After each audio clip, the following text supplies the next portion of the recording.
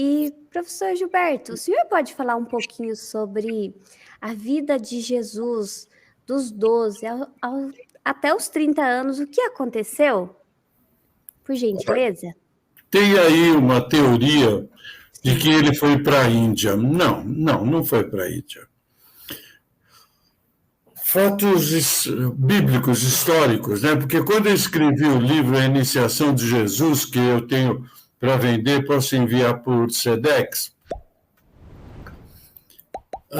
eu fui pesquisar muito e tirei a parte religiosa fora. E eu foquei no homem com uma missão universal, Jesus.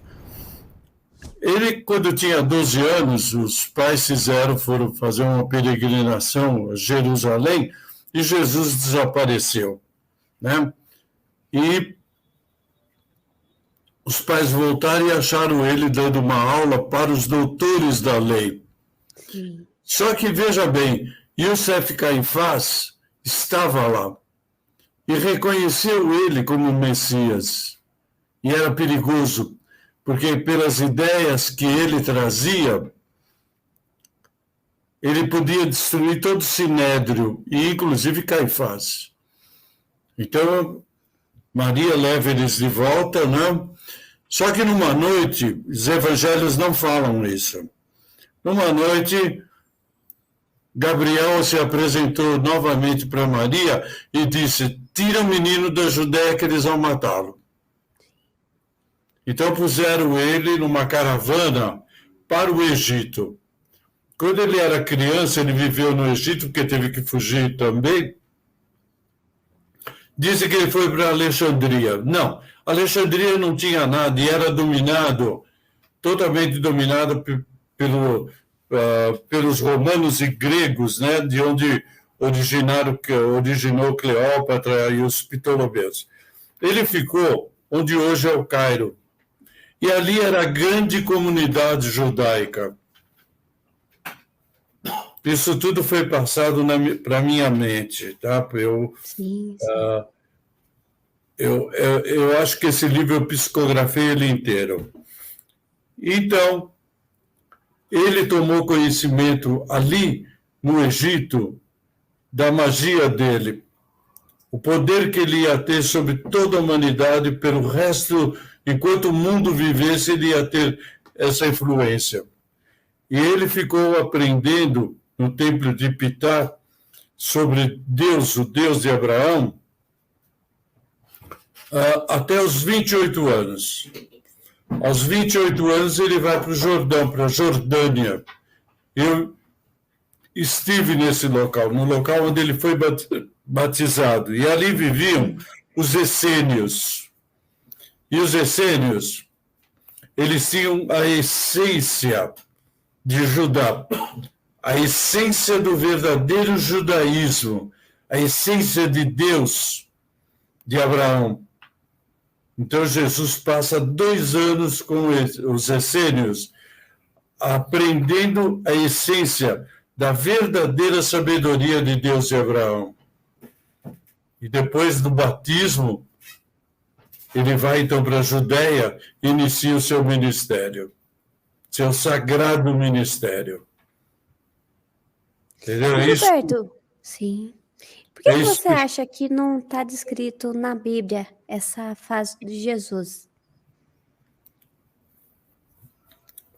Foi escrito nos evangelhos, só que veja bem, isso aí foi uma coisa assim, que para os evangelistas, principalmente para Paulo de Tarso, era uma coisa assim, não, ele veio preparado. Ele veio preparado, mas ele teve que ter auxílio de pessoas sábias, entendeu?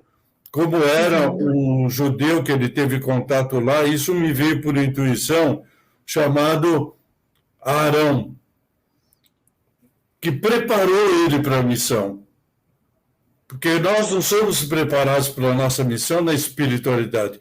Nós sabemos que viremos, mas não sabemos qual é a nossa missão. Isso é desvendado aqui, entendeu? Então isso foi tirado.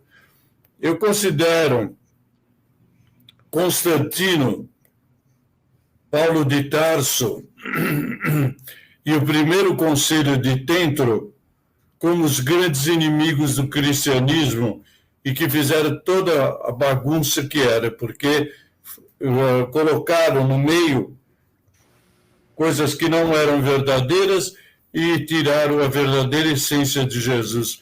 A maioria das pessoas vê Jesus como aquele ser morrendo ensanguentado, sofrendo. Ninguém consegue imaginar Jesus como um foco de luz capaz de salvar nossa vida, capaz de curar nossa vida. Isso que as pessoas têm que aprender a fazer. Sim. E aproveitando também, vamos falar um pouquinho, Gilberto, sobre Maria Madalena. Quem foi? Qual que foi a história dela? O senhor sabe um pouquinho? Olha, Maria Madalena, ela teve uma encarnação como Nafranute. Sim, o senhor tem um Ela livro? era de Magda, tá? Ela era Magda, de Magda, que era uma localização, né? Ela foi para o Egito, se transformou numa sacerdotisa de Pitá, e ela que iniciou Jesus na longa caminhada dele. No meu livro eu explico isso. Só que ela ficou insatisfeita, extremamente satisfeita no Egito, e foi para a Judéia para procurar Jesus, porque ela transformou no mestre, mas ele também era o mestre dela.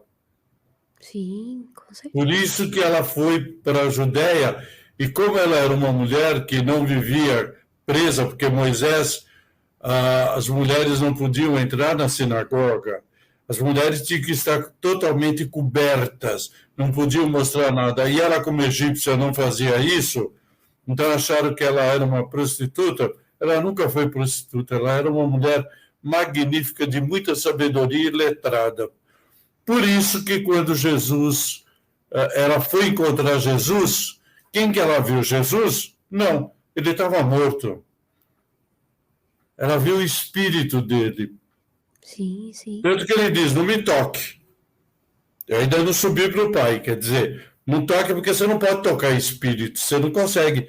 E ela foi a única entre os discípulos que viu Jesus. Por quê? Ela era a única preparada para ver Jesus em espírito, aquilo que ele era, o verdadeiro filho de Deus de Abraão. Sim. Que lindo, hein, Gilberto?